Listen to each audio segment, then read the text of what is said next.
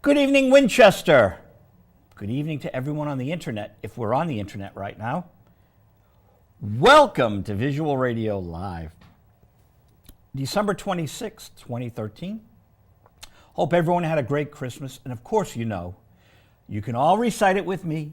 The views and opinions on Visual Radio are those of the host, Joe Vig, and his guests, Gary DeCarlo of STEAM and Frank Dello Stritto, and not necessarily those of Winchester Community Access and Media. The board of directors, the staff, the members, the people of Winchester. As Patti Smith says, my sins are my own, they belong to me. What song was that? I think it's Gloria. I think she does the Van Morrison tune, Gloria, and she adds that little line, my sins are my own, they belong to me. I saw Patti Smith on the 16th. Of course, I saw her in 76 back at Paul's Mall. But I'm looking at the clock. When you see my head go like that, I'm looking at the clock. It's 8:01. I saw Patti Smith at the Lou Reed Memorial in New York at the Apollo Theater. That's Thor or Odin up there with the light.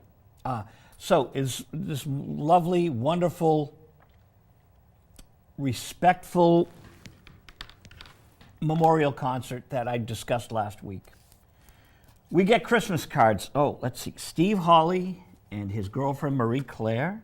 Dear Joe, hope 2014 is wonderful. Cheers, Steve and Marie Claire. Christmas 2013.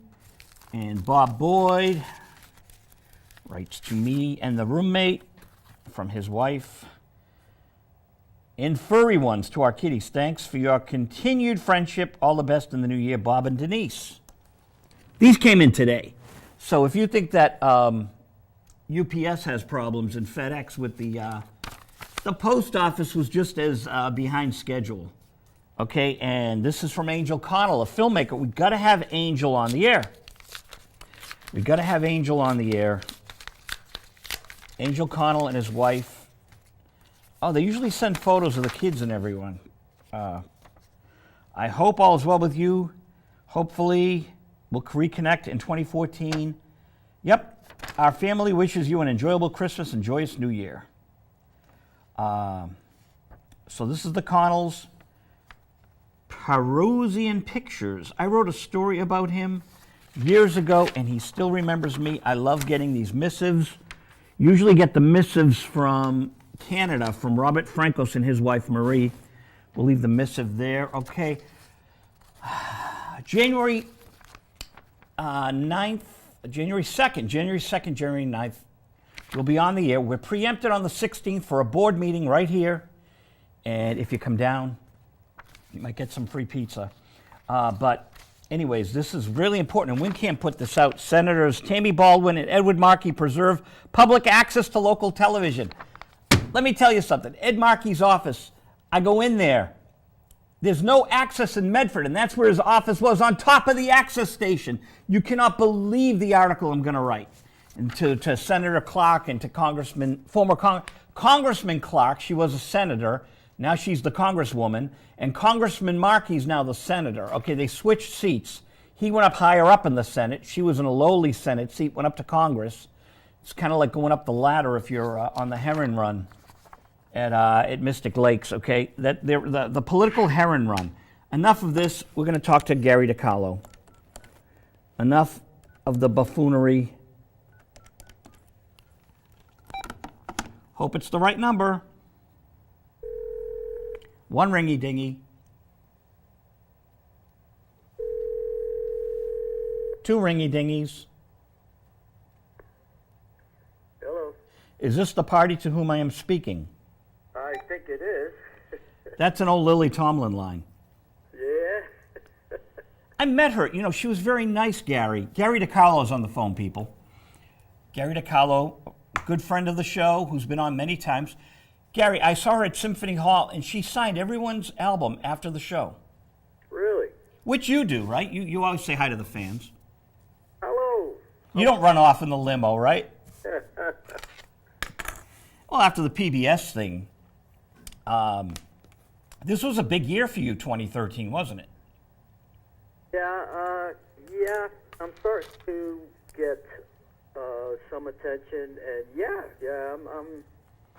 I'm happy about what's happening. I obviously would like to be doing some more shows and stuff, but I'm happy with what's happened. Yes. Well, this is a very special weekend. I'm so honored that you're calling in tonight because it was how many years ago tonight that you knocked the Beatles out of number one this week? 44 years. 44 years ago, Gary DeCarlo and Na Na Hey Hey Kiss 'Em Goodbye kissed goodbye to come together in something, correct? Yes. Off of Abbey Road. That is such a monumental achievement. Yeah, I never thought that would happen, Joe. I felt that we had gone as high as we were going to go, and it happened. I was shocked, but I was happy, but it was a double-edged sword for me because I wasn't on the road with the record, and I was happy that it went number one, but yet I wasn't happy because it wasn't me that the people were seeing.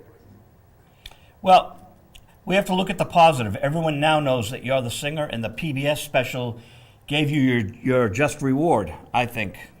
Everyone now knows it's Gary DeCarlo. Not everyone, but a lot of people do, and yes, you're right. I have said this to several people lately that thanks to T.J. Lubinsky and Henry DeLuca putting me on that show, people realize that is me singing. And thanks to Charles Rosenet, we're in touch. Yes. Great Charles Rosenet. Oh, yeah, Charles has helped me and had me do some things for him. And as a matter of fact, he called me a couple of weeks ago and he asked me if I would do there's a Beatles thing coming up. I believe it's January 19th. It's supposed to be in New York City. It's the 50th anniversary of the Beatles. And he asked me to learn a Beatles song that I liked and asked me to do it. I guess I don't know all the details to it, but it's supposed to be televised, and it's going to be in New York City. It's supposed to be a symphony orchestra also. So now this isn't at the Apollo, is it? Joe, I don't really know. I don't think he told me the venue. So, I know that it's supposed to be in New York City. That's all I was told. Because on February 6th, Kitoto Von Hebb, the daughter of Bobby Hebb, will be singing Sunny at the Apollo Theater with one of Charles Rosenet's shows. Oh, no kidding. Because her dad toured with the Beatles in '66. He did Sunny on the tour, of course. It was number one in Cashbox, number two in Billboard. And as you know, I'm producing Kitoto in the studio right now.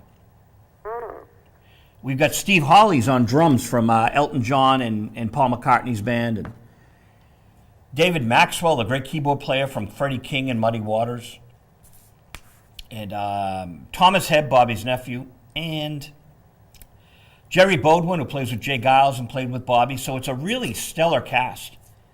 Yeah, it sounded it. I got to have you come up and hear the tapes. We got to get you to Boston again. That's what we got to do. And we'll talk about that. Yeah. So, I want to talk to you about, I want to keep it laid back tonight. I'm playing out on January 18th, a Saturday night. What do you think of that? What is that? I don't know. I started as a performer. I had 4 albums out in Paris. Right. You didn't know that, maybe. No, I didn't know that at all, no. Yeah, I had 4 records out, and I met Jimmy Miller of the Stones, and I got into the business side rather than and into writing because, I played over 1,000 shows, But Wow. Saturday night at midnight, we're going to do the Velvet Underground's second album in its entirety. And then in February, I should do the whole Steam album in its entirety.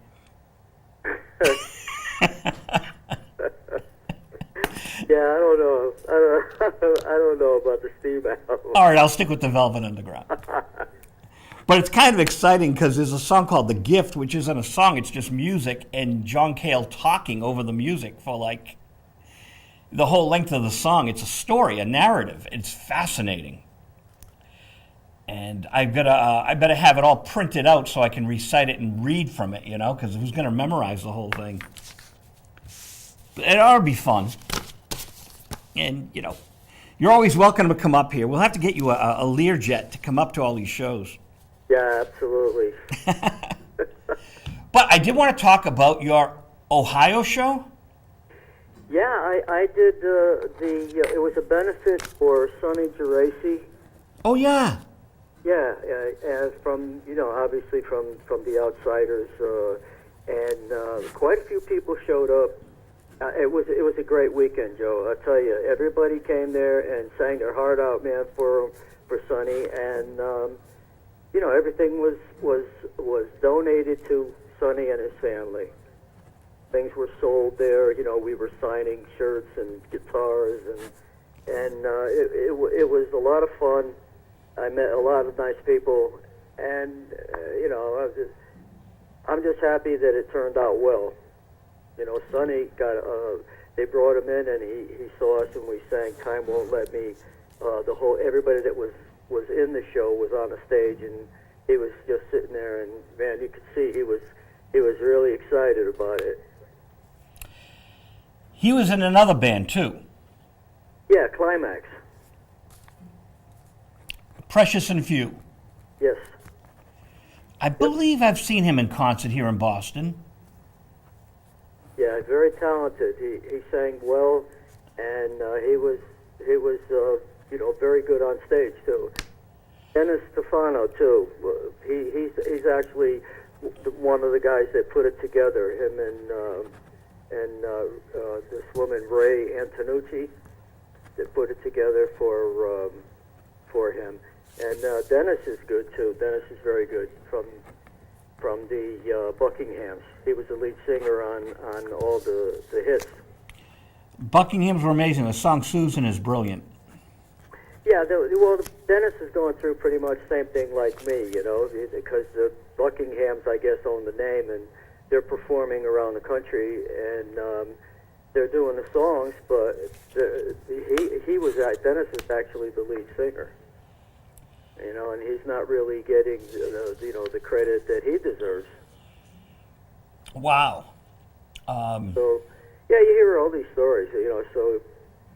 Well, Time Won't Let Me. How about Time Has Come Today? The Chambers Brothers, I guess they didn't get their royalties on the recordings. Really? I'm reading that on my Facebook. They had one of the guys.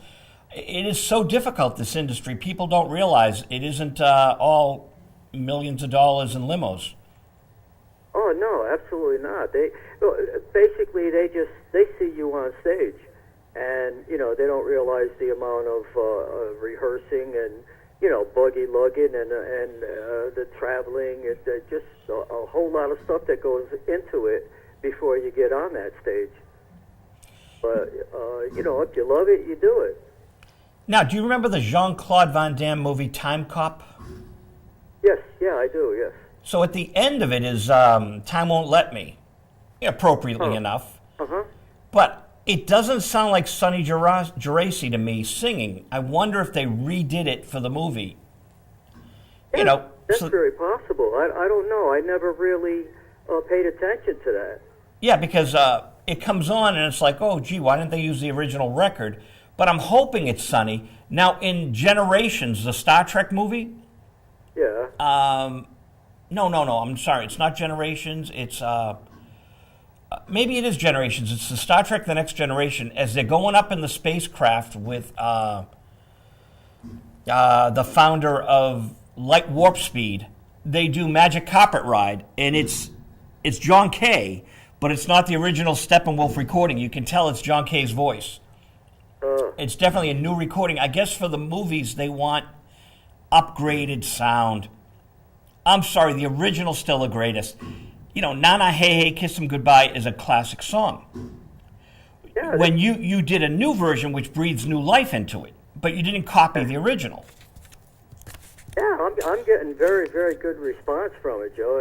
A lot of people, it's being played on a lot of oldie stations, and what they're doing is they're playing the old one, and and they're playing the new one, and people are responding and saying that they pretty much like them equally. They realize that I'm not trying to replace the old one. That was not my mission. I wanted to just bring it out into a different flavor and involve like the dance people and stuff. You know, people that like to get on a dance floor and have a good time. I have some homework for you for the new year. What? Here's my idea for your new single. If you go into the film commissions of different states, like the Massachusetts Film Bureau, Yeah. Connecticut must have one, you can find people making movies, and you should pitch them that you got a brand new, modern version of Na Na Hey Hey, and see if you can get it in some films. Oh, that's a good idea. Because a lot of people don't know about these film bureaus, but what they do is they bring movies into the States. And of course, if you can get a movie into Boston instead of Canada, where in Canada the tax rates are real low to be attractive to the filmmakers, Yeah. they of course make better tax credits to keep it in Boston or Connecticut. So you want to look up Connecticut Film Bureau or talk to Charles down there and see about it. And if it's close to your house, I'd actually go in and visit them and tell the people running the Film Bureau, hey, look, this is who I am. I was on PBS. Here's a new version that's perfect for the current films because it's got a modern sound. And that's the pitch. Yeah. They've made several movies here in the past few years. You know, in Bridgeport, Danbury, Stamford, Greenwich. You know, there's a lot of film people here living in those areas, And especially in Greenwich. people don't get it that's why they're not recording in L.A. or in Florida, Miami Beach, because those areas have been kind of overexposed. Yeah. And everyone and his brother wants the film crews to come in because, you know, I'm in Winchester. You were in the studio. Right. We're in the high school. Now, there was a film here with Tobey Maguire and another famous actress. They filmed right next to us, so all the film crews were in the parking lot this year. Right here in Winchester, Mass. So they are looking for new territory. They want new images instead of the same old L.A., sets. Right, yeah. Yeah, I know. I understand what you're saying. And if you Google the reason why they're coming to Connecticut or Boston, you can see it's usually tax credits. The hotels want them. The cabs want them. There's a lot of money to be made from these film crews coming into different cities and towns. Right. And it's fun. I think it's great for the film goers because they actually get to, meet the stars sometimes. Yeah, I know a few people that did do that. I have a friend of mine that has a radio show, and he was actually in a movie. I guess they filmed in, I think in Stamford not too long ago. I think Robert De Niro was in it. They put him in as an extra. I think it's just kind of neat. If they're in your area, present the song to them, and I bet they might say, this is perfect, because everyone knows your song. Yeah, well, like I said earlier, Joe, the people that I've been in contact with, I'm picking up a couple of radio stations almost every day, or at least making contact with someone. And, some of the guys that have the oldies shows said they won't play it because it doesn't fit their format, which I understand. And and I told them, well, I'm not going to hold a grudge because it's their format, and I understand that. But I just figured I'd take a shot and ask them, and most of them, I would say, 95 to 98% of them say, that let me hear it and I will play it. Cool. That is so tough in this time because in Boston, it's very difficult for a lot of the stations are run by consultants. Even though they have a music director and a program director, it's the consultants. I know how that works, man. It has to go through that music director, and a lot of times they won't play it. But even the music directors seem almost powerless because they're paying these consultants to tell them from Texas what to play in Boston, which I think is absurd. Really? Yeah, they hire consultants now, and that's what you really need to do. You need to hit the consultants up the radio consultants and pitch to them, because they're the ones who make a lot of the decisions, and the music directors and program directors are marginalized in 2013. Marginalized. People don't... How do you find them, Joe? Huh? How do you find the consultants? I mean, they're not listed under consultants, right? No, but it's easy enough. I can do a little research. I was in business with a radio DJ years and years ago, and Gary Guthrie was the consultant, and we were at the Hard Rock Cafe. This is 1989, 1990. And he said, Joe, I was at this Bob Seger concert, and they were swaying to this song of his. And I said, I got to put more Seger. And I'm thinking, Gary, you're from Texas, and we're in Boston. And when I walk down the street, I hear the cars blasting out of people's car windows. You got to walk down the street in the region, and they want the cars here. You know, Bob Seger, fine, play a couple of tunes. But they beat Bob Seger into the ground, and this is Cars, Aerosmith, Jay Giles territory. Let's face it, it's that regional music resonates with Boston more than Seger, all due respect to Bob. And you being from Connecticut, that's a good pitch for this region, I think. Yeah. I as I said, I think that I feel this is a hit. I feel it in my bones. All it needs is the exposure. If it gets the proper exposure, I think it could be a very, very big recording. And it's called Nana Hey Hey Kiss 'Em Goodbye, right? No, I just call it Nana. Nana. So it's just called Nana. Nana. I was saying Nana 2013, but it's the end of 2013. So I just call it Nana. It's dance in parentheses. Nana dance. Oh, I like it. That's cool. Yeah. And have you recorded other songs? Yeah, I'm on my 6th song I'm making a CD, and I'm making it. It's going to be just 8 songs. I'm just going to do a small one, and I'll do like 7 up-tempo things and 1 ballad. That's it. And I'd see what happens. I'm hoping now. I have something that I really can't, get into saying, but if something turns out the way I'm hoping it does in January, it could be a pretty good thing for me, record-wise, and I'm hoping that through this and people hear it. Well, speaking of things happening for you, Joe Tortelli's been working earnestly on your book. Yeah, absolutely. I talked to him this morning. Oh, how is he? He's good. He said that, he's waiting, I guess. He's going to have to buy a new tower, I guess, for the computer. Yeah, I gave him the information that he wanted to.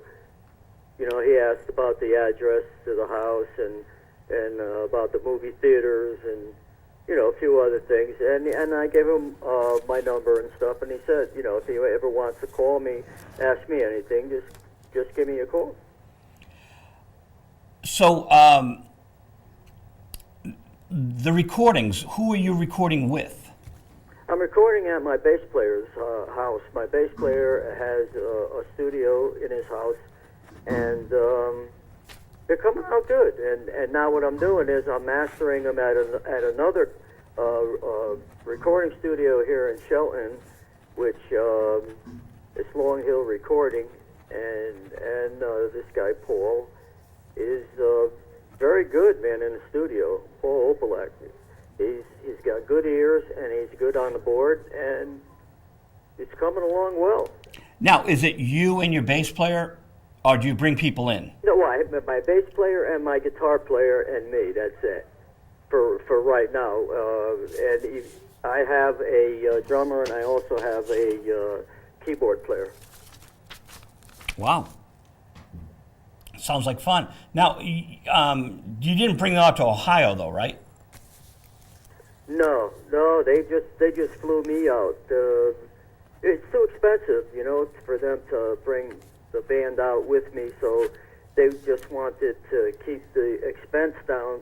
And I worked with the house band, whatever band they put together for me. It was great, though, Joe. I had like 5 horns behind me, and a good, solid rhythm section.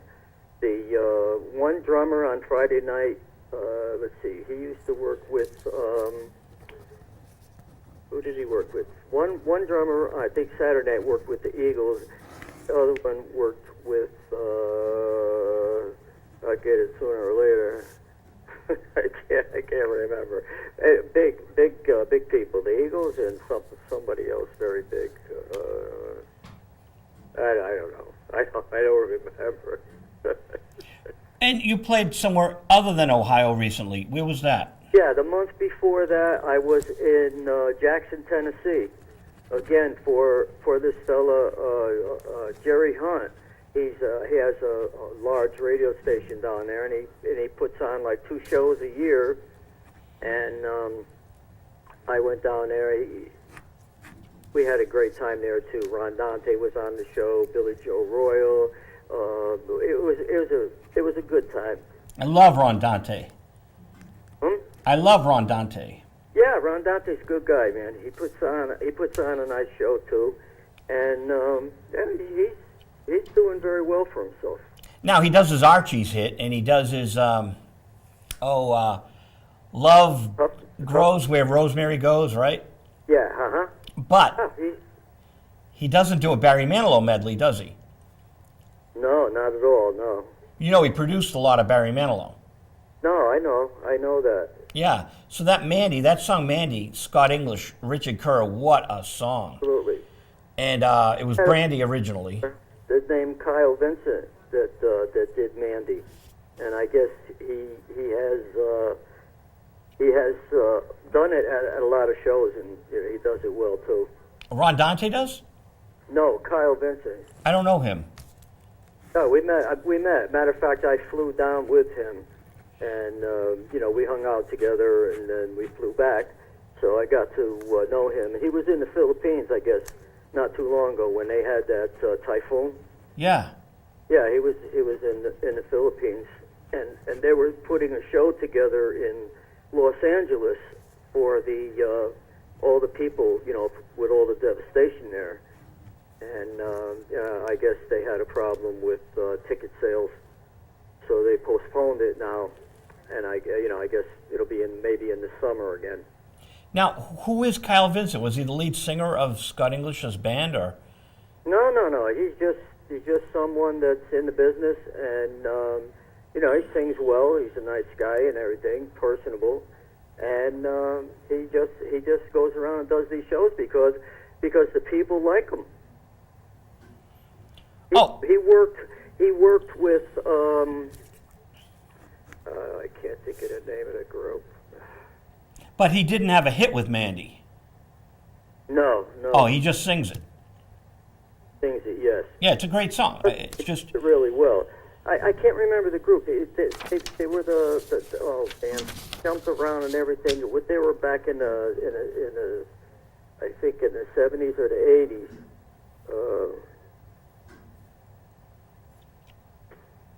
I can't think of it, Joe. That's okay. I was down in the basement last night. I found another copy of Na Na Hey Hey. Pretty funny. Did you? Yeah, because I'm organizing my house. I have, I started my TV career in '79, such as it is, public access, right?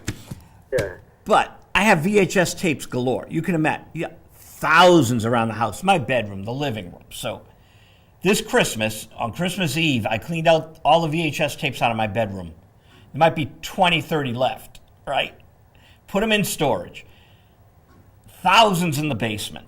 I mean, they have to be transferred. It's so much work. But get them out of the house, put them in storage, have some breathing room in the living room and in the bedroom, Yeah, absolutely. But it's just, I'm finding stuff. Now that I'm pulling the VHS tapes out, I didn't realize what clutter they were. And now my albums are organized and my books, and I feel so much more comfortable. Yeah. With all my goodies. So I got your 45 next to a Velvet Underground Greatest Hits. Well, the one that you found, is that the original Nana? Yeah, it's the original, whatever, Blue Label, Yeah, Fontana. Yeah. So I have a couple of them anyway, and, we got another record show coming up. You're always invited to come up to them, February 23rd. Yeah. I'll find some more there, I'm sure. We go looking. I love vinyl. I'm glad vinyl's coming back. Yeah, I've seen and I've heard that. I still have a ton of 45s and albums in vinyl. I like them too. They don't bother me. I mean, the digital stuff is very clean, and I enjoy it when you put headphones and stuff on. But the albums and stuff didn't really bother me that much. The only problem with them was you had to get up or to change put different albums on and everything. Whereas with the digital, I mean, you could listen to a couple of thousand songs. I have a John Lee Hooker 45 on Battle Records. And my friend Bobby Hebb played on some John Lee Hooker. We can't find it. But this Battle record is the record before Bobby Hebb's record on Battle with Sylvia Robinson. Remember Pillow Talk? Yes. And Love is Strange, which is in Men in Black 3. So Mickey and Sylvia. Right, yeah, I remember that too. So it was Bobby and Sylvia, and they did a single for Battle. So I'm thinking, we couldn't find the Excello recordings, and I'm thinking maybe I got wrong information. It must be he recorded with John Lee on Battle. So I have the 45. Now I have one of those turntables you can transfer from 45 to CD. Oh, yeah, But I'm afraid to use it because this is a rare single. I'm thinking I better go to a master engineer and let them handle it, right? Because it could be the only fragment we have of Bobby playing with John Lee. Oh, yeah. I got a single, Bo Diddley, Bobby playing spoons with him. Okay. Well, I'm doing the box set, so I'm in the middle of finding all these rarities and thinking, what do I put on, what do I leave off? Volume 1, because you only got so much space. But, it's I love going through all these archives and hearing things and piecing it together. Yeah, well, obviously Bobby did a heck of a lot more stuff than I did, so I'm sure that you can find much more of him and to be able to put together whatever packages that you want. And, my stuff is pretty limited. But we really need to see an overview of Gary DeCarlo with all of the singles you issued and with any master tapes that can be tracked down, because your work is important. And it would be nice to have a comprehensive, 2-disc set, even with some live material. Oh yeah, I had about 8 or 9 singles on YouTube, but the guy's site got hacked, and he was only able to put 3 up, and that was it. I don't really know how to do this. I'm gonna have to learn to be able to put this stuff up myself. I don't know how to do it. Well, we'll talk offline because I'm not going to mention any of the sites, but there are sites where you can find your singles if you don't have all of them. Yeah. And then they have to be I have the 45s, but I'm saying I don't know how to put them up, even onto my Facebook and stuff, or even onto YouTube. Oh, we have a fellow here at WinCAM, Joe LaRocco, who made a little movie for me. He put up one of my singles, There's Nothing Like a Hit, and he put a film behind it.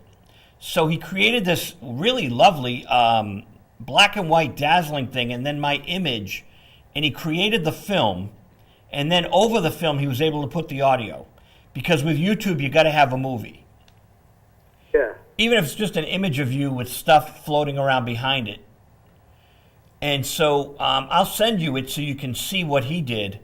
And if you've got some friends in the studio that are web savvy, you need to just find a video film. Even if you had film of you singing live, right? Oh, yeah. Well, I'm in the process of doing a video for Na Na Now, the dance version.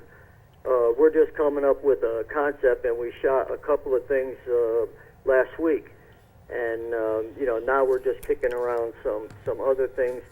And basically we're going to do pretty much like what you're talking about. When we had some shots of me on stage, and then, obviously I'll be singing to what we're going to do is, what the concept was me singing, and then there was going to be the guy and the girl, and it was going to be black and white, and it's gonna look like an old vintage shot. Whereas I'm singing to her and telling her years ago not to go with this guy and to leave him, as opposed to me singing now to a young girl. Got it. Well, I got some advice for you on making a film. Well, Two pieces of advice. One, if you have some footage of you live in a club that you're happy with, yeah. you can put it onto, if you have a Mac computer, the Mac computer should have iMovie. So you pull up the iMovie thing and you upload from your camera the video of you live in concert. I see, yeah. Then you can put the audio on top of so you have a second copy now because you just took it from the camera into the iMovie. You then put the studio version over the iMovie, and you actually have your studio tape found a film, if you will. So you can put a song up, and then you can also just do freeze frames, so they just see your photo. They don't have to watch the whole performance. Yeah, I was thinking of that too. Also, I was supposed to have somebody sending me a video from the Streetsboro show that of my show, and I was thinking of using that. Not the sound, but just the video, depending on how clear it is.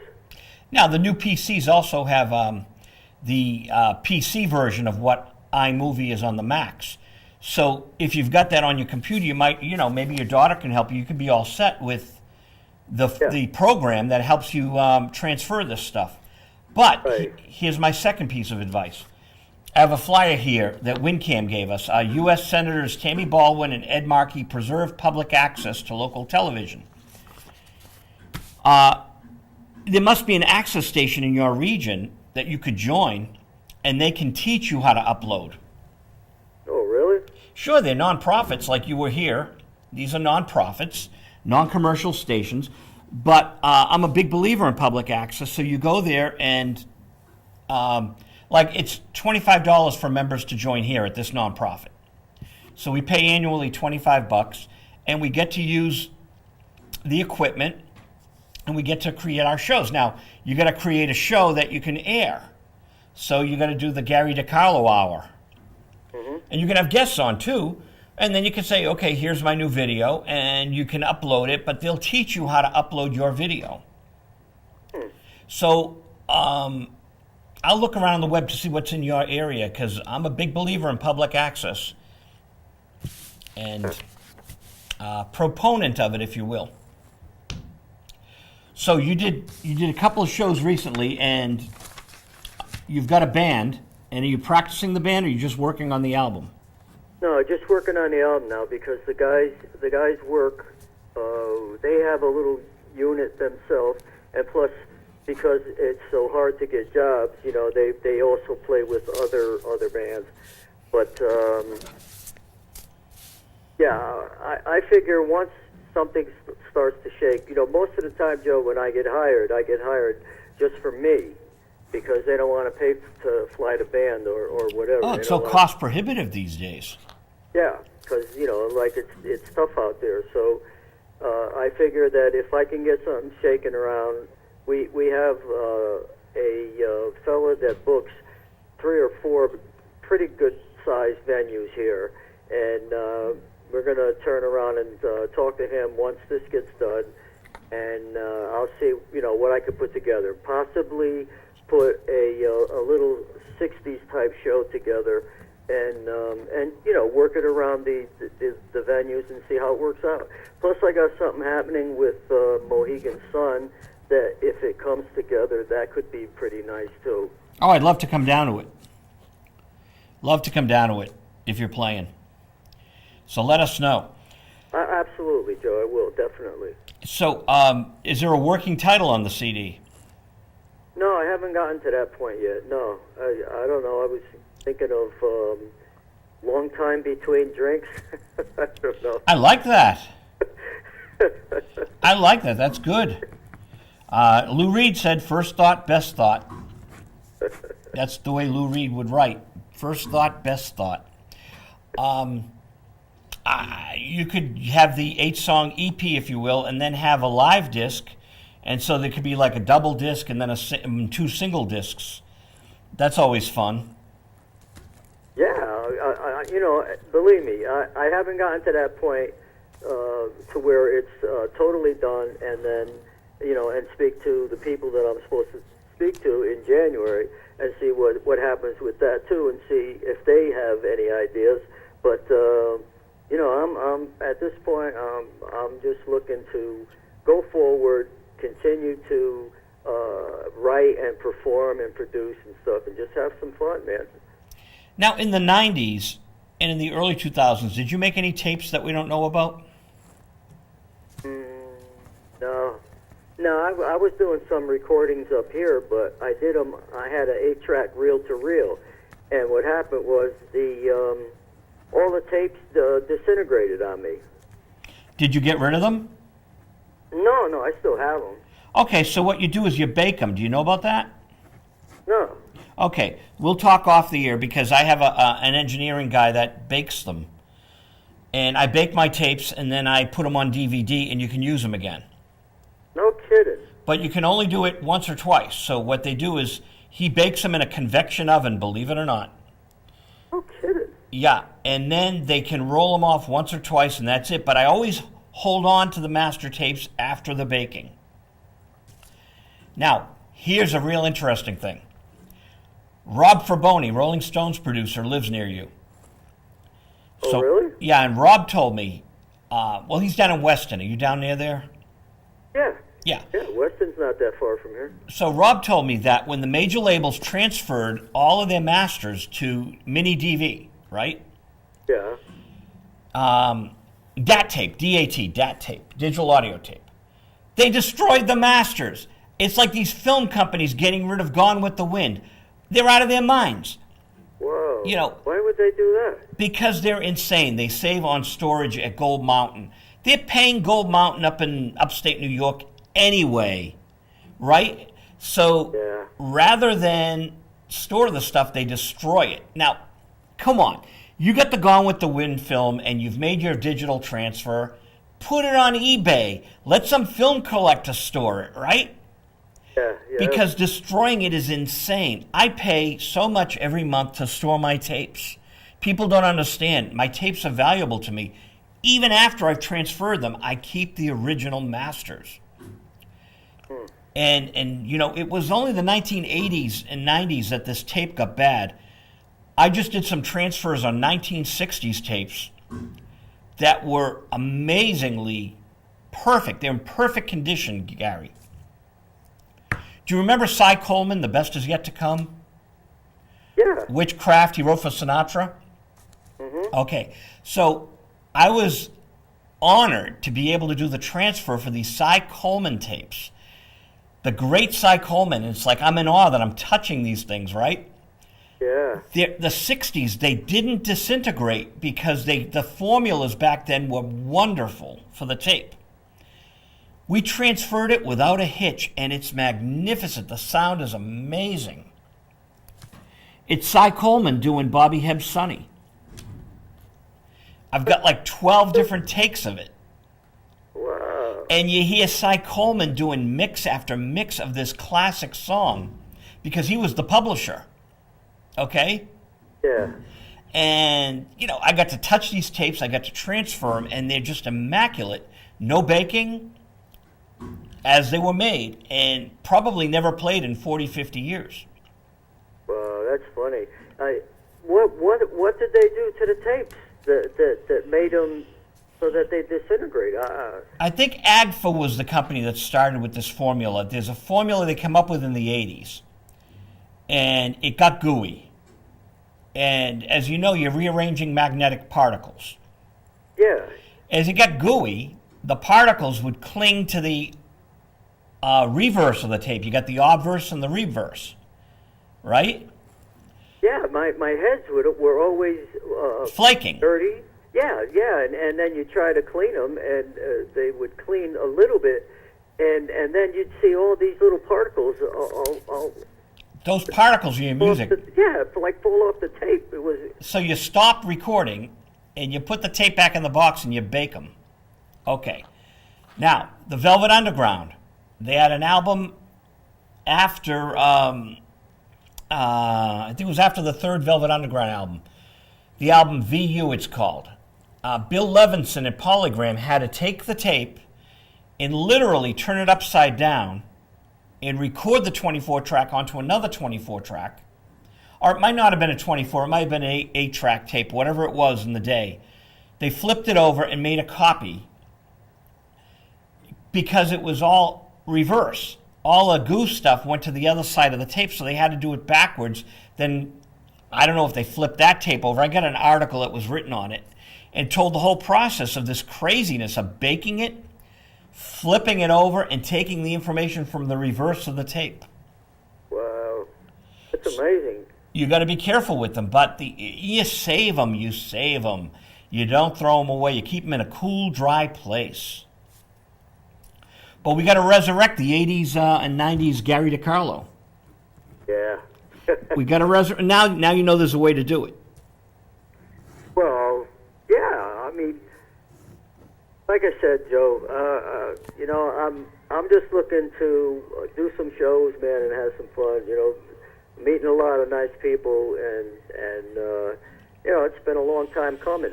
You know. Well, we're going to stay in close touch over the new year.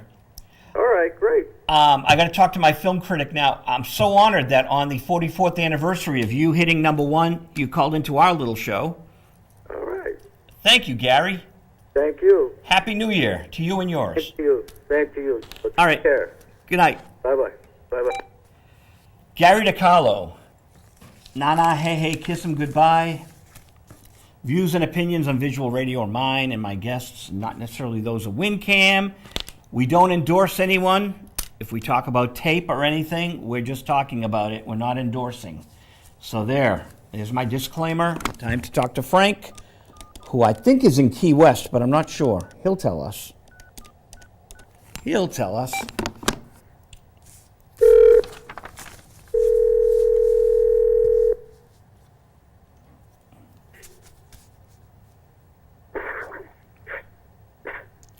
Hello, Frank. Uh-oh. We got a bad signal. Hi, Joe. Joe, are you there? Hey, we're there. All right. Hey, you sound nice and clear. Yeah, I'm in Key Largo. The weather's clear. The signal's aren't. But what can I do about that? Where's Key Largo? Key Largo is, if you go to Miami, if you drive down south to Miami and keep going, not too far, you're in the Florida Keys, and the first of the big keys is Key Largo, and the last is Key West. Oh, I got divorced in Key West. Did you? Well, kind of, sort of, not really. We broke up down there. Okay. Wasn't married, but, you know, it was, you know, we'll always have Key West, me and whomever. Okay. Oh, well. Well, elaborate on that if you want. It's up to you. But Key Largo is a song, and so that's the first of the keys. See, it's been so long ago, I forgot. All right. Well, I don't think she's forgotten you, Joe. They never do. That's all I'll say. They never do. Key Largo, what are you doing down there? What's the fun happening thing? Oh, let's see. Well, we got family in Florida, so we came to Florida for family for Christmas, and then I've never been to the Florida Keys, so we came down here. It's I think the fun things are everything I don't do. There's a lot of fishing and a lot of beach stuff and all that. But we're going to drive to Key West tomorrow. All I can say is this is a great time of year to be here, except the hotel rates go really high. Oh. So I'm paying through the nose for this room, and I couldn't afford Key Largo. Key Largo, the cheapest room we could find was $500 a night. Oh, my God. Whoa. I imagine there's cheaper ones, but they were all gone. So Key Largo really broke the bank. I couldn't afford to go any further to sleep. I was gonna stay over in New York. It would have been $100 at the. I won't even say the name of it, but I came back on the train. I just came back. Yeah, I mean these cities, you got to be prepared to spend it. You can't, because I should say this is their busy season. This is when all we Yankees. I'm a former Yankee, but you're a Red Sox. But all the Northerners come down here. You see a lot more Ontario plates than you see Florida plates sometimes, and so that's what's driving the room rates up. I'm told it's really cheap if you come down in the summer, but in the summer, because it's very hot and humid. And we took a trip through the Everglades today, and when we entered the park, it said mosquitoes, moderate. I love it. We got in the car, and we have to be bitten about 20 times instead of this is moderate. I'd hate to see heavy. So it's cheap. I mean, you can come down and stay in the Keys cheap if you're really willing to put up with some misery. All right, we got 4 minutes to talk about The Outlaw. The Outlaw, one of the most notorious movies of the 1940s, because Howard Hughes, in a very public search for to be put it bluntly, a large-breasted woman, and he found Jane Russell, who would have a long career in Hollywood, but he found her age 21, and this was her big break.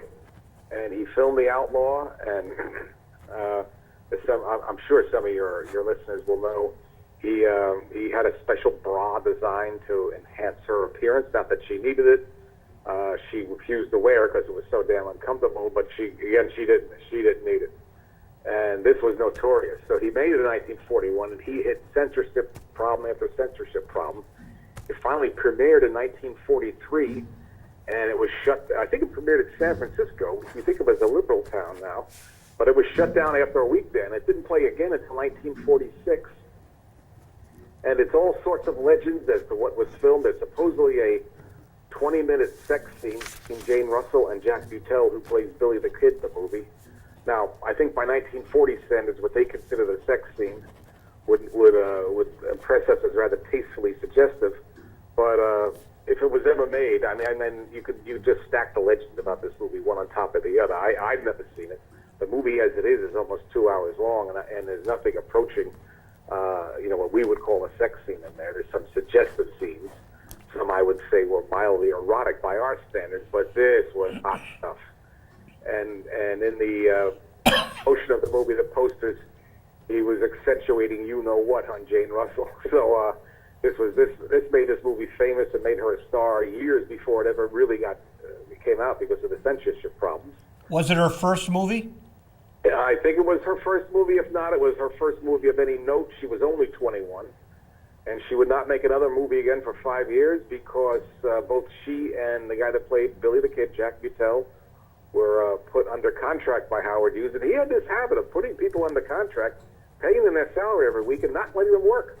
Because once you're in the contract, you can only work on what you're assigned to, and he wouldn't give them any assignments. So he basically sat on the shelf for 5 years until their contracts expired. She went on to become a star. She was Gentlemen Prefer Blondes with Marilyn Monroe is probably her most famous film after this one. And he basically had no career. He did some television work in the 1950s, but he disappeared. For all its hoopla, it is a kind of a weird film to watch because Howard Hawks started directing it. So there was a falling out of some type between Howard Hawks and Howard Hughes. It might have been something as simple as a schedule conflict. It might have been too much interference. Again, you can take your pick. Unless you really get into it, you're not going to know. And so Howard Hughes took over the directing of the movie, and the movie seems kind of weird. You wish they tightened it up. The scenes seem to go on too long. If you gave me the print, I'd say cut a half hour of that, make the conversation tighter, make the scenes move a bit faster. So it seems to drag for a movie that was supposed to be so erotic. It's really has a lot of stretches in it, but it was a landmark movie at breaking down barriers, et cetera, et cetera. And that's our time tonight. Enjoy Key Largo. I'll talk to you next week. Thank you, sir. Good night. Bye-bye. Bye-bye. Views and opinions on Visual Radio are mine, not my guests. We do no endorsements here, except for the movie tomorrow night, which is public domain. Reeling is next. Thank you, WinCAM, Sean O'Brien. Thank you. Good night.